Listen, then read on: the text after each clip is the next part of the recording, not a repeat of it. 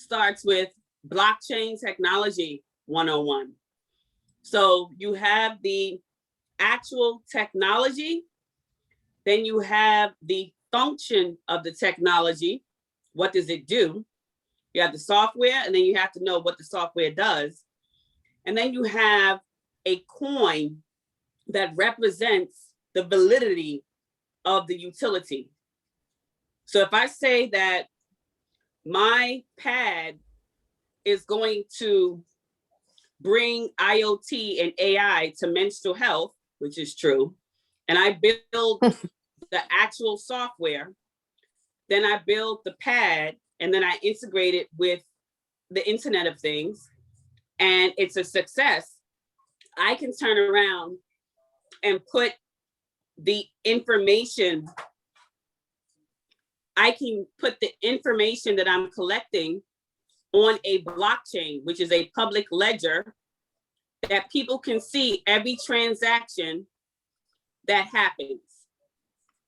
If this is the most basic base of all cryptocurrency, it's a non-governed approach to documentation, to record keeping and keeping ledgers.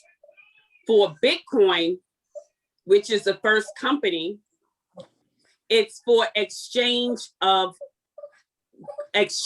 value. So whether it's money, whether you're selling a service or a product,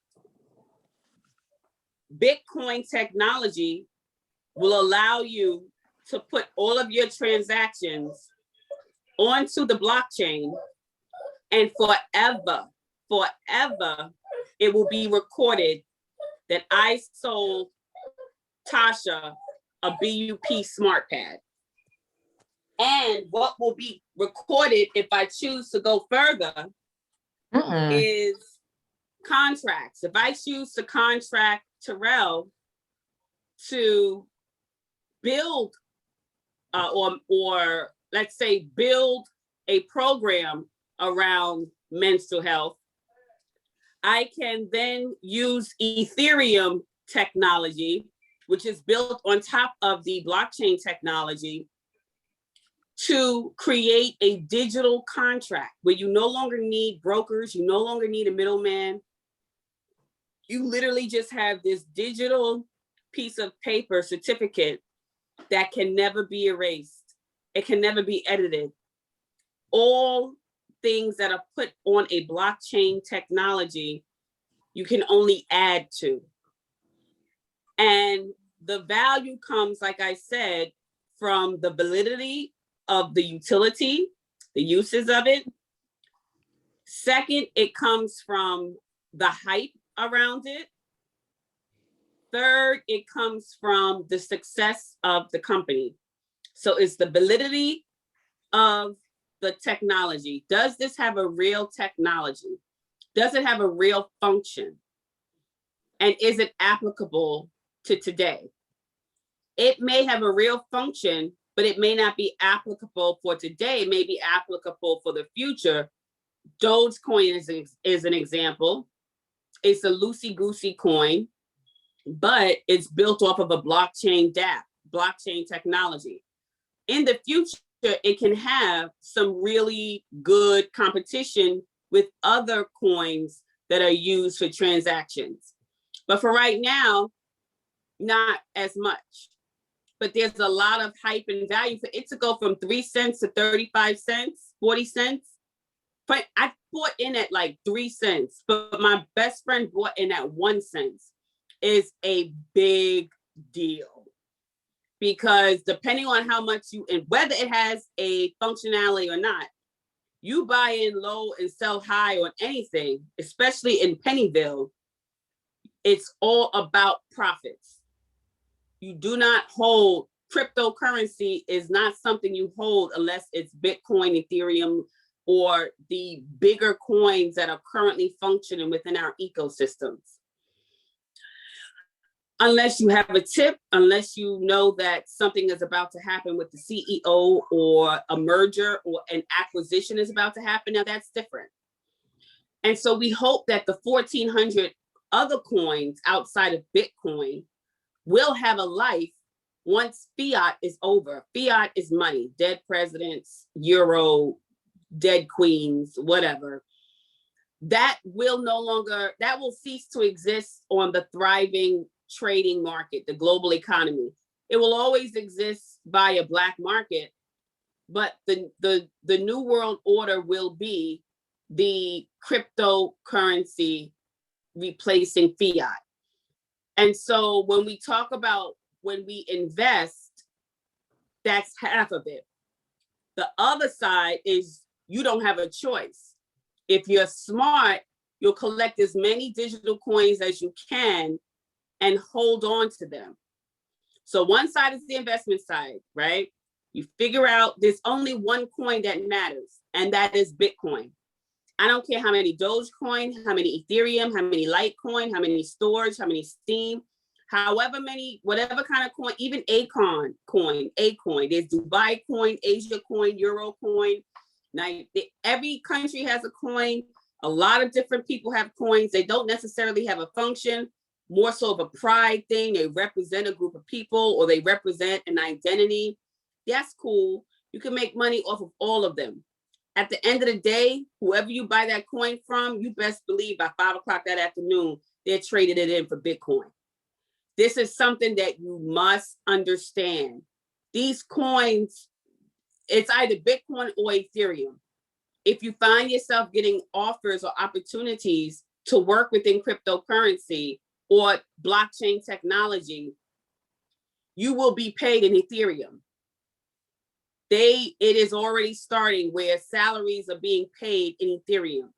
If you do guest speaker roles for podcasts or anything like that, you will start to see slowly but surely they're going to offer you either a little bit of cash or a lot of bit of crypto. It's up to you to understand that when you negotiate, you do a little bit of cash, you do a little bit of crypto. I may be ahead of my time right now, but that's currently what's happening. So know that it doesn't matter what the coin, every coin can be traded in for Bitcoin. The caveat to that is you got to pay. So for every time you change in any coin for a Bitcoin, the grandfather coin, you're paying a fee. So you, like I said, there's 1,400 altcoins. They all represent a different company, a different function, or a different identity or vibe or tribe. It's totally up to you. Right now is the time to make as much money as you can and profit, but never get rid of all your coins because you want to have a seat at the crypto table. People who do not purchase coins now will have a harder time. Now, this is just my opinion. From all the research I've done, I've been involved since 2017 underneath the tutelage of Bitcoin Bombshell and various other groups that were from my graduate school. Once everything transitions over, you don't want to be stuck not having any cryptocurrency whatsoever, which leads me, because that's what everyone is going to accept, which leads me to my next 2 points. If you made a lot of money off of Dogecoin, great. If you still have some left, trade it in for Bitcoin now. That's my personal opinion. Every crypto you have, trade it in for Bitcoin. Get a piece of Bitcoin, get a piece of Bitcoin. Because once all fiat transitions, you're not trying to pay those fees. Whatever those fees are, the government are going to come up with all types of fees for you to transition your fiat into Bitcoin or whatever cryptocurrency you have into crypto. The second thing regarding the crypto that you choose to hold is you must have a digital platform. You must have a cryptocurrency platform, a crypto platform.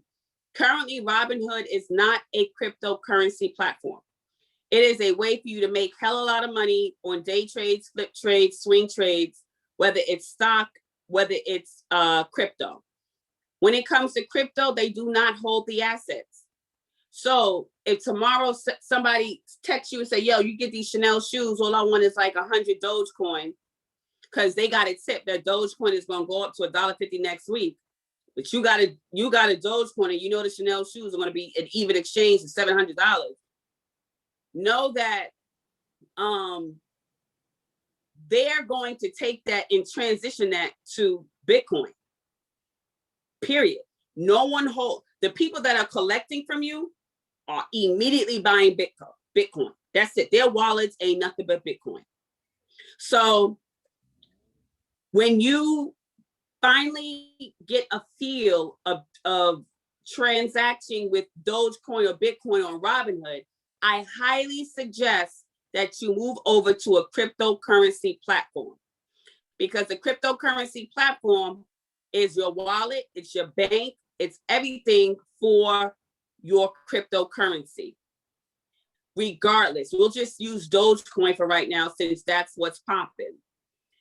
I suggest for those of you that have already taken your profits, take them, because it's better to pay taxes on $5,000 to $10,000 than when this sucker goes up to $2 and $3 and you got to pay taxes on $200,000 and $300,000. It's a big difference. And you don't even own the coin. So the goal is to take your profits on this platform that you started, get onto a crypto platform, and I'm going to get to that next, and store your money there, trade it, do whatever you want with it, purchase things, or put it on a digital wallet. Every coin has its own digital wallet. I myself have a hard wallet. It's an actual thumb drive called Nano Ledger. You can store all of your cryptocurrency on actual hard wallets, which is the safest way to go. It's like a thumb drive. But the only way you can do it, not through Robinhood, not through any of these holding companies, but through an actual platform like Coinbase is one. Coinbase does not have all the coins though. Coinbase is also in bed with Uncle Sam. So Coinbase is a good starting place for you to move off of Robinhood so that you can actually own your Bitcoin, you can own your Dogecoin, you can own your XRP, you can own whatever crypto you're into. You gotta move it over. I highly suggest Coinbase to get started. And then Coinbase Pro to take it to the next level. But for right now, we're just doing the intro. And then you save it on a hard ledger, or you go to Dogecoin or Ethereum or whatever crypto you have, go to their page and just open up a digital wallet. You can YouTube digital wallets and hard wallets. It'll give you within 5 minutes the differences, and you'll see what your preference is. Just like you know whether you're a high risk investor, a low risk investor, a conservative, a moderate investor, you'll know the type of storage holder you'll want to be for your cryptocurrency to rack up money now for the present and to store your coins later for the future when that's all that they'll be accepting. Number 3, unfortunately, there's only 1.5 cryptocurrency platforms that's really popping, depending on where you are. Coinbase is number 1 and has been accepted by the government, which kind of is an oxymoron because it's supposed to be a decentralized platform, but we'll see. Things are still unfolding. Like the government's just not supposed to be involved whatsoever, but it is. And then there's Binance. Binance is where I and my best friend invested back in 2017. And Binance is the biggest cryptocurrency platform out of Asia. Most of the cryptocurrency platforms for you to buy, sell, trade, and store are Asian. There's a Black actor that just came out. I forget his name. Hill Harper. Yes, Hill Harper. Hill Harper. Thank God. June 1st, he's going to launch, an American US-based cryptocurrency platform. And the double plus is that he's Black. So you may want to wait for June 1st to get on his Black Wall Street cryptocurrency platform. That'll be dope. And if he built a coin, it don't even have to have a function because it says Black Wall Street. And I know that's kind of risky to say, but trust me, anything that says Black Wall Street, you're going to get a plethora of people. And the more people that buy, the more value it gets, right? So that's how pump and dumps work sometimes. It's not really worth a lot, but so many people are hyping it up and buying it that it gains all this value, just like they did with AMC and GameStop and all of that. And then they dump it once people make their profit. But when it comes to the Black coins, the A coin and the Guap coin, and now with Hill Harper, you may not have to worry about that as much because the players who are non-people of color, they may not get involved like that for fear of racial, you know, they don't want to be profiled as being Appropriating. new age racist. You know what I'm saying? So it's a pretty safe bet for people like Hill Harper and Akon to build a coin. If you invest in maybe one coin, you do it off a, you know, GP for the people, unless it has a real functionality. If it has a real functionality, your goal is to do the research and get as many coins as you can. But I am always of the schooling that Bitcoin is king. Bitcoin is king at this point. Like, just, you can buy $10 worth of Doge, or you could buy $10 worth of Bitcoin. The difference is $10 worth of Bitcoin is you having a seat at the table for the future. $10 of Doge is you getting paid today. Remember, everybody wants Bitcoin. So back to Binance. Binance left the United States after number 45 came into office and scared off every Asian, whatever. So all of our cryptocurrency is in Asia at this point. Binance said, you know what, too many people, they were on our platform in the US, we're gonna come back, but the United States government only allowed the states to decide whether they wanted them back. So right now, Binance USA is state by state, and it has yet to come to New York. It's in Jersey, but it has yet to come. It's 5 states left out of all the 50 states, 5 states left that Binance USA. Once they get to New York, even though they're Asian, when I say that, meaning you don't really have, they monitor everything, and just watch Biased Code. I think it's called Biased Code on Netflix. But anyway, they watch everything. They have to scan your whole face. Just know that, all your IDs and everything. But it is the largest cryptocurrency platform, Binance. So when Binance USA comes to New York, it would behoove you to use that platform. Their coin, just the coin for Binance, the platform, is $500 today. When we invested in Binance coin, it was like $50 back in 2017. So Binance, that just goes to show you the value of the coin, shows you how many people are actually utilizing it for their trading and investing and storing. So outside of Coinbase, Binance USA, I tried crypto.com this week. It was a lie. They're not available. So it took all my information. They could do what they want with it. It's going to blow up in their face. But anyway, so my point is really, really do your research when it comes to different crypto exchanges. And because it's so limited in the United States, my suggestion is to just get a wallet, get a crypto wallet, a hard wallet, or Ether. Ether has a good wallet, digital wallet. A lot of the cryptocurrency, you can get an Ether wallet. They're built on the Ethereum platform or the Bitcoin platform. You can get a Bitcoin wallet or an Ethereum wallet and literally just store all your cryptocurrency on there. So that's really the 101 behind it. A lot of entertainers and a lot of rappers have been plugged into cryptocurrency since 2008.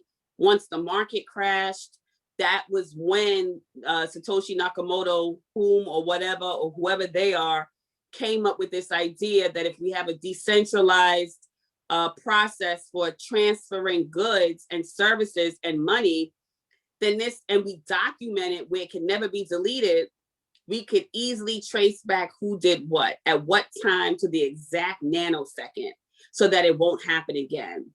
And that's the whole purpose for this whole cryptocurrency and market anyway. was so that greedy folks on Wall Street and mortgage and whatever, the 1% can't really get away with murder the way that they have been, and that it's more of the people's banking system. Got it. Soon, huh? Could I just jump in there? Because you did Yeah. a very well round explanation. I just want to open it up and see if anyone has any questions. Particularly, I want to call out Will for based on what he just said prior to you getting on the call. He said no one has really explained it to him in a way that gave him confidence. And I'm not going word for word for what he said, but I wanted to know if anybody had any questions on anything that you said, or to Will directly, if you have a better sense of cryptocurrency based on Vanessa's explanation. Well, the general overlay was great. That was a great thing. My thing is trying to get into the details. Like there's a part where you said there's 1,400 different currencies. This is where I try to get people to explain and they can't. Maybe you can't. It's like, all right, that's cool. How just like we have a checklist when it comes down to the stock, and the stock has to check off these checklists. How can I compare these 1,400 currencies and say, I'm gonna buy this one, I'll buy this one, I'm gonna skip this one because this one's not good. I'm going to get this one. So what's the checklist to figure out which currency to buy and which one not? The white paper. You got to read the white papers, baby. White paper has everything. If that white paper is fishy and it doesn't have a function, now the first thing you're looking for is a functionality.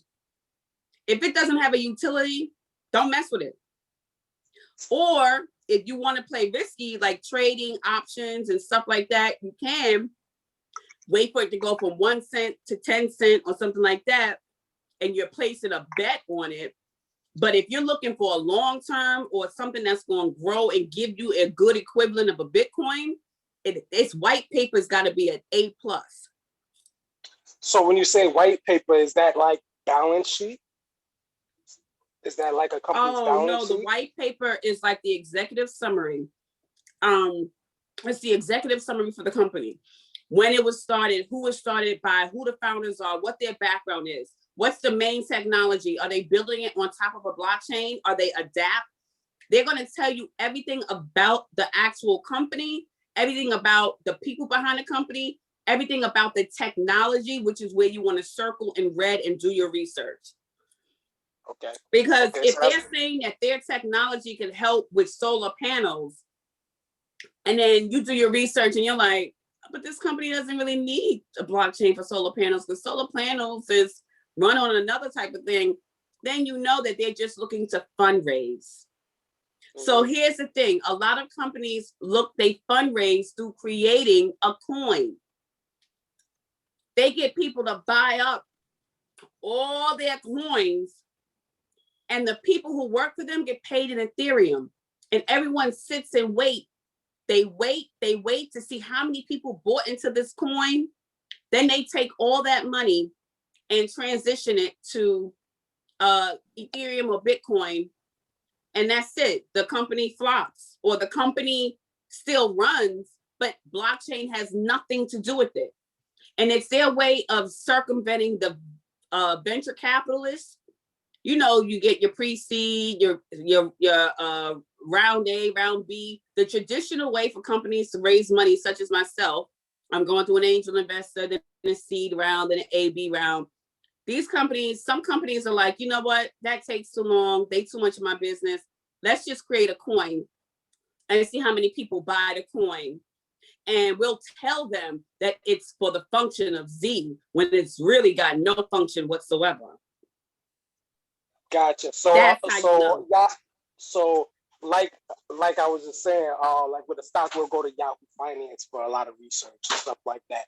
You said white papers would be the research. Is there a place where I can find white papers on every single one? Right on their website.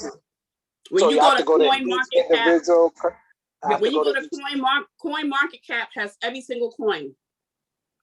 And you take your time, do like 5 coins a day or something like that, or whatever your schedule allows. And it has the website of each coin. And you download the white paper. And that's something maybe we could do once a week, is somebody pick a company and then everybody read the white paper, or everybody pick a different company, and everybody come back and they talk about the different white paper. Is this thing really a functional, viable? Can you get in early to make some money? But remember, this whole thing is a game. The only coin that matters is Bitcoin. So those companies that are fundraising, you'll know, right? An example is Zap Theory. No shade to the owner, they're Black owners, Dominican owners, no shade. But Zap Theory is a social media platform where they hire Jim Jones to come through and talk to everybody and party with everybody for 24 hours. It's different clubs you could go into, like DJ Envy might be on one room and Jim Jones may be in another room.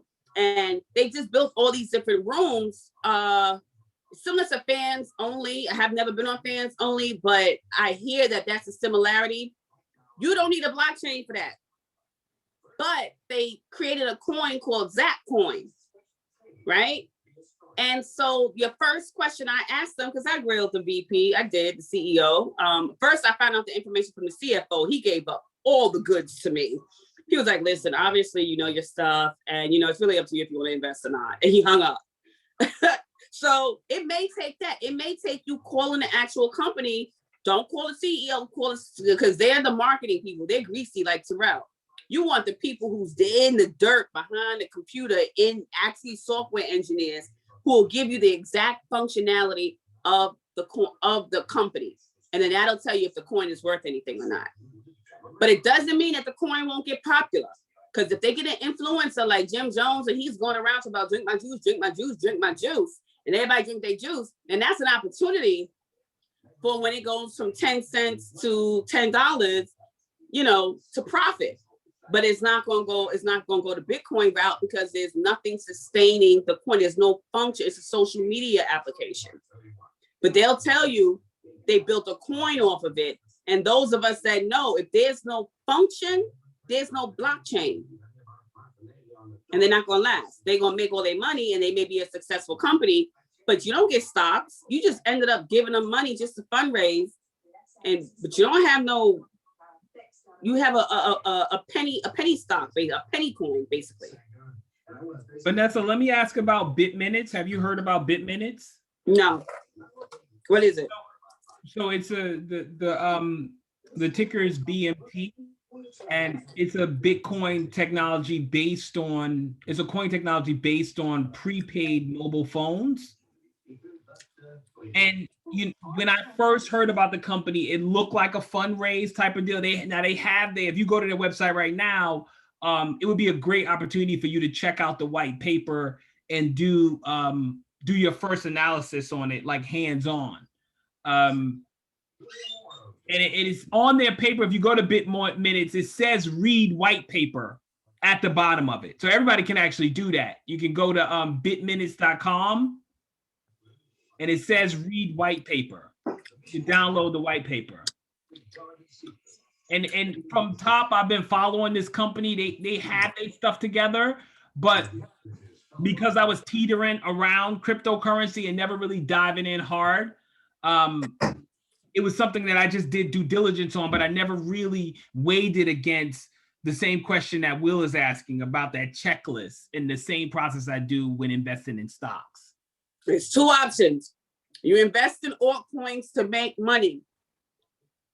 You invest in Bitcoin to save money for the future, because your money ain't going to be worth nothing. All the money y'all made today and yesterday, in the future, dead presidents will be just that, dead. So that's the first mindset that you have to go into, is your digital bananas and the bananas you're going to eat today. And be very strategic about how many bananas you want for the future. And the only bananas you should be focused on is Bitcoin bananas. I don't care if it's 0.0000018 Bitcoin. They're called Satoshis. So Satoshi is like 1 cent to $1. Think of it like that. Or 1 cent to 1 cent to $1. Think of it like that. So you know how you go to the penny, Vanessa, I have a question. So again, I was doing my research. You know, got involved with crypto because of you and been involved since what, 2017 when you first told me about it.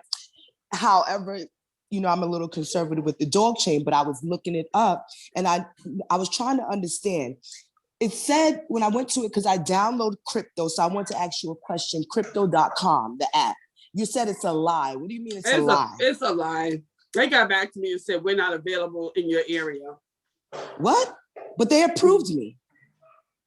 Well, they told me they're not available in my area. So that's a red flag. Interesting. Well, they did approve me, but then, like I said, I decided not to buy dog chain and just keep my money in Bitcoin and Ethereum, right? And the little money that I have left in XRP.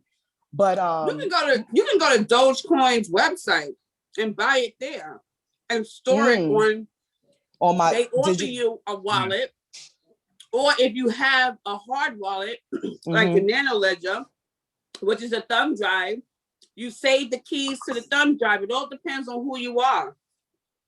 Listen, everyone, CoinMarketCap has every single coin and their website. You can go to their website and buy it right off the website. Crypto exchanges are good because it shows you, just like how Webull shows you all the charts and how to trade. You just can't trade, but you can store your stuff there. Okay, but that's not the question I'm asking. The question is, when I went to go buy dog chain, I noticed it said it was $418. When they say $418, that's $418 per share, per coin. Are you talking about the company or are you talking about the coin? The coin, dog chain, the coin. It's only 25 cents.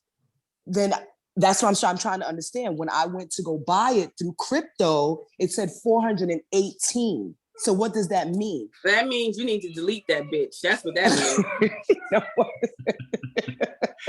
means. and Vanessa, I hate to be the English teacher on here, but is it pronounced Dogecoin, Dogecoin, or Dog Chain? What is it? Calling it? How's it pronounced? I thought it was Dog Chain. I thought it was always Dogecoin, but whatever. People have so many different. Oh, okay. Yeah. Oh, so it's Doge Chain, not Dog Chain? I thought it was pronounced Dogecoin. Chain is not in it. Chain is not in the word. I'm sorry. Yeah. I don't know where I just don't want you to get crazy. What I'm saying is, from this point forward, don't buy anything else. Don't, unless you're looking to capitalize on US dollars, buy it on Robinhood. If you are looking to hold onto it because you believe Dogecoin eventually will be $50, I believe it's going to be $50 one day. Go to Dogecoin website and buy that. Sell off Robinhood. Take that money, because it's 25 cents. Go to Dogecoin and buy up however much you want to buy, and you'll always have it. Because you don't have shit right now on Robinhood. Well, you can't even trade it in for Bitcoin. You don't even have Bitcoin in Robinhood. I just have like $80 in Bitcoin just to see how much it goes up and down. But my real Bitcoin is in Coinbase Pro, and the Binance that I got to wait for from Asia. Yeah, most of my crypto is in Coinbase as well. But so you're saying that you're fine. Crypto.com could be a problem. Could be. They told me it wasn't available, and then they told you 25-cent Dogecoin was $400. You do the math. Well, I could be giving more information, because now when I go to crypto.com, I don't see. Wait, let me see. Natasha, take a screenshot. Send that to me. Send that what you downloaded. Yeah, okay. But I want to jump in here because V, you did a great job of really explaining cryptocurrency, like right off the cuff. So certainly applaud you for that. Does anyone have any questions? We have about 5 minutes left to the call, and I wanted to go over some of the other things on the agenda. And for the most part, I got something after you go over the agenda. Got it. Oh, I got some. Yeah. Just real quick question. I want to ask you about that. You could DM me. You could text me. Just DM me or text me on WhatsApp. I'll be happy to answer any questions. And then the next step is I'll forward you the Bitcoin Bombshell, because this is what she does for a living. But at the same time, she's on the coin side, I'm on the business, and I'm on the technology side. And I tell everyone, get the business and the tech part straight first before you get hyped around the coins. Okay? All right. Good stuff. Thank you, V. That was really, really good. Really, really good. Thank you, Um, Vanessa. Awesome job. Yeah, really, really good. So we put on the agenda preferred stock, which is a slow pace compared to cryptocurrency, but is as we start talking about managing our portfolio and getting into stocks that are more secure. Natasha, you mentioned that being in a space where you want to just put your money in a place where you see it grows. Preferred stock is kind of like a mixture of common stock and bonds, and I would liken it to an ETF.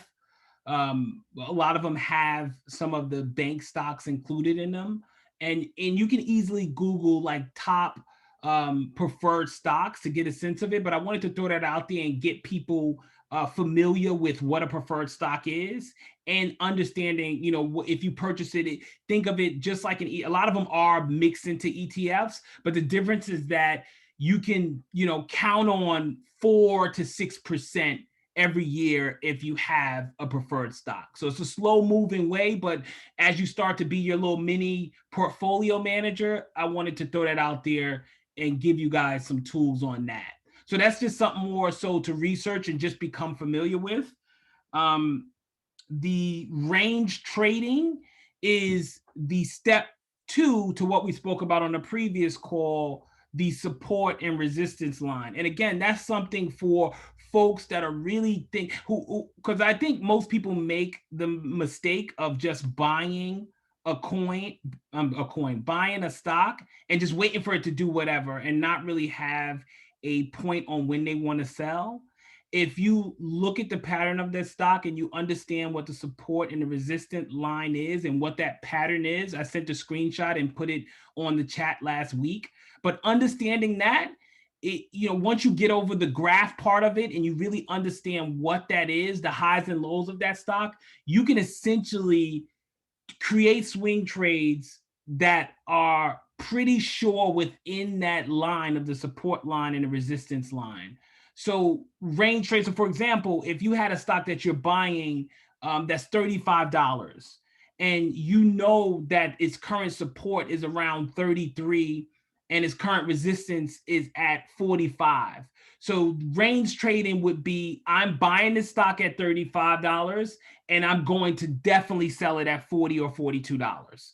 Like that's your goal, and you know that going in on the stock. So it's a great way for when you're starting to buy stocks to just think about it from a graph standpoint and doing kind of the technicals that gives you a better sense of when to sell the stock. So I just wanted people to have those two tools. Again, it's so tied to and related to the support and resistance line. That's something that from a retail trading perspective, I feel in my years, it's been the most secure to make me feel very confident about a stock that even if it's a new company, it feels confident about a stock and how long I hold on to it and what's my buy and sell strategy.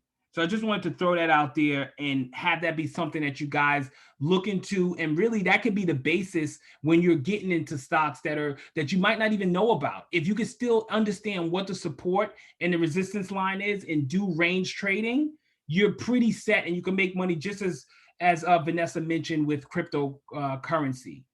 Getting in and getting out is a perfect way to have a sure bet for that. So that's all I wanted to mention on that. Did anybody have any questions regarding preferred stock or range trading? And does that make sense? Is that a little technical, or does that make sense in terms of the way I explained preferred? It makes sense. It makes sense to me. Got it. All right, and then lastly, the IPO versus the direct listing. As I always mentioned with IPOs, and this is what I will hold my hat on with IPOs.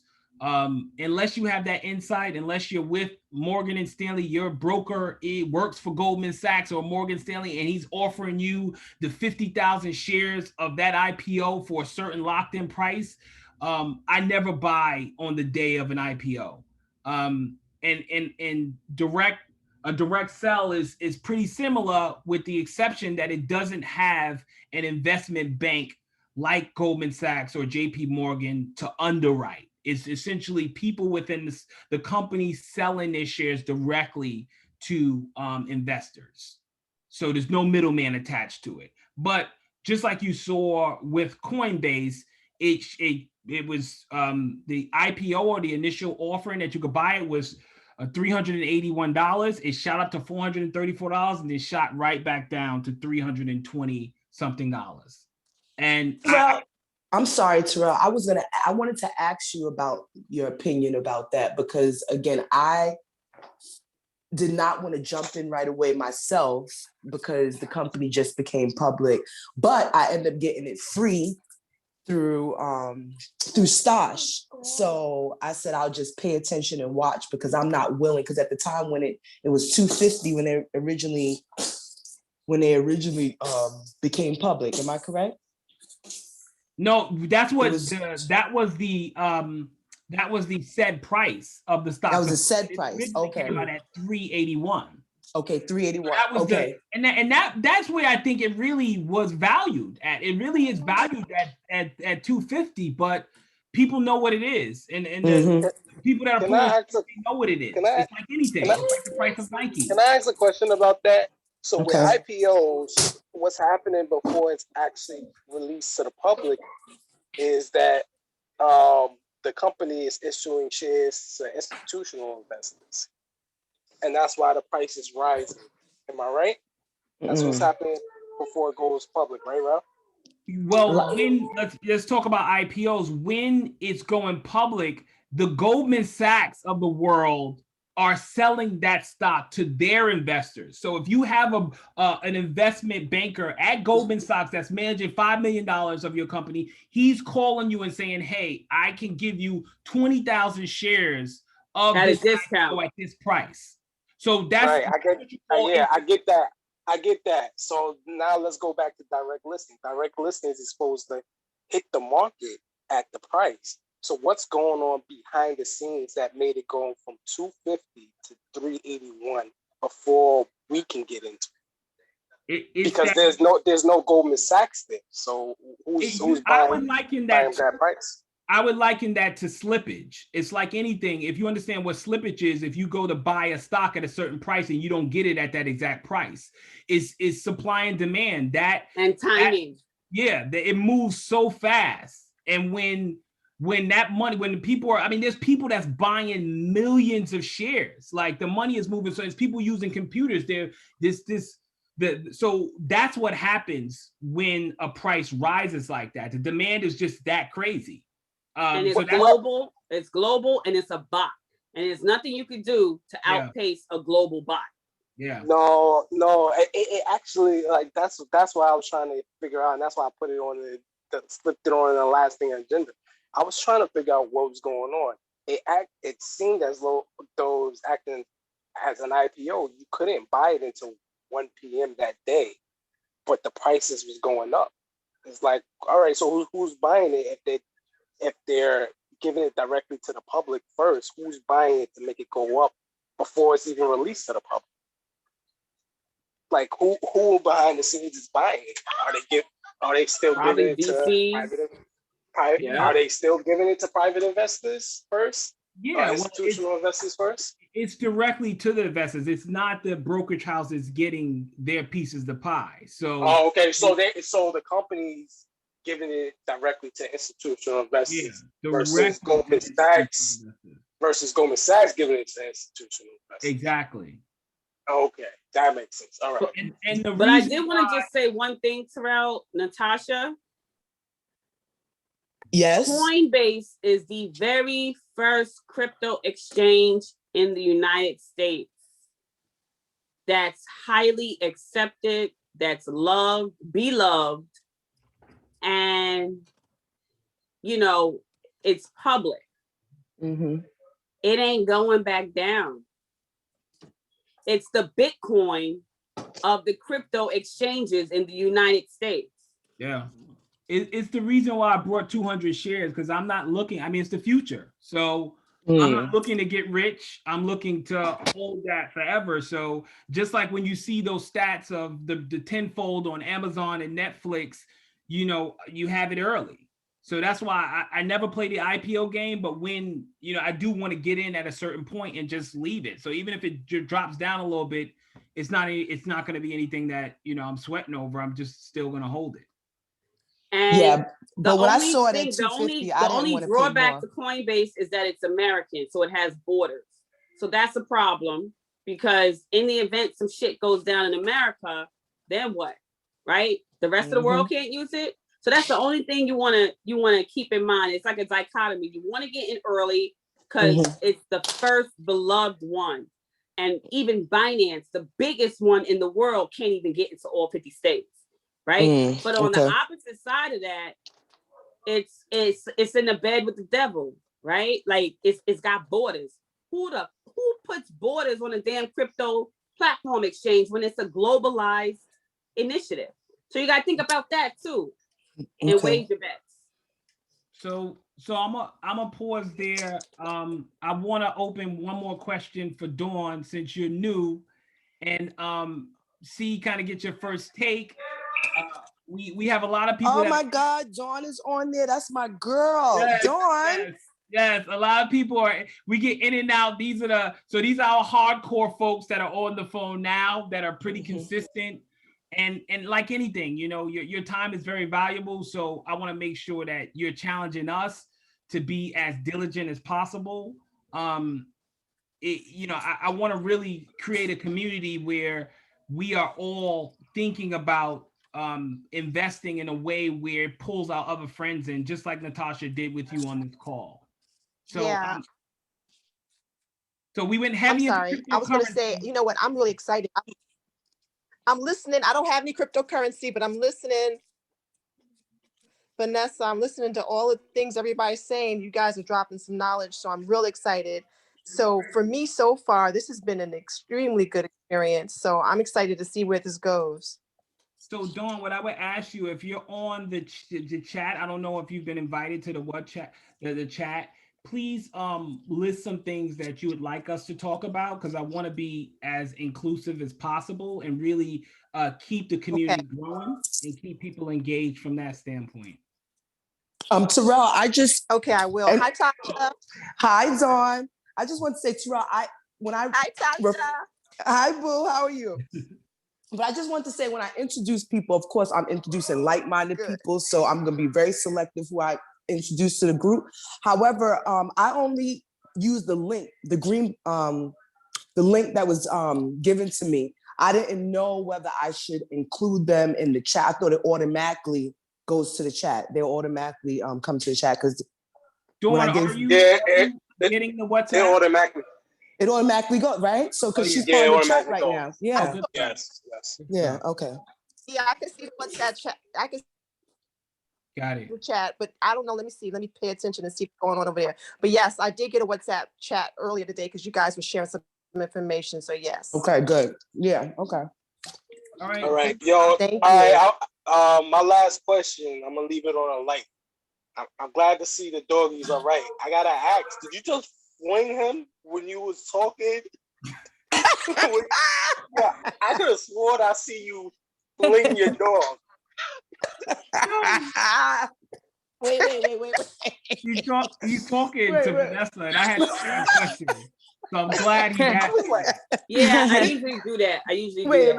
Wait a minute. Is he okay though? Because I see the dog. I tell Vanessa all the time, you can't act like a project mom with the dog. I tell her all the time. She always does that. She's doing it a couple of days ago. She's at him like, what? Look at her face. Look at her. Wait. Vanessa. I'm recording this too, man. I gotta see if I can try to edit that out, yo. When you talking, you just pause and just like, whoop. Listen, he's a black dog. And if he don't know how to have respect at home, he gonna get shot out there in them streets. Wow. That's her answer. Exactly. And on that note, folks, you guys have a great week. Oh my God. let's keep it going. Let's keep engaging. Let's hear about things that you want to know about. Let's keep engaging each other and challenging each other and pushing each other. Good stuff. Yes. That's a great recap on cryptocurrency. You got me more excited about it. Thank you very much. Yeah, thanks, V. Mhm. Thanks, Thanks, y'all. Vanessa. Thanks, for always Terrell. hosting. Thanks, All right. Will. Natasha, guys. Dawn, Thank you. everybody. Thank you, guys. All Great right. meeting. Thank Have a good you. night. See you next Bye-bye. Sunday. Peace.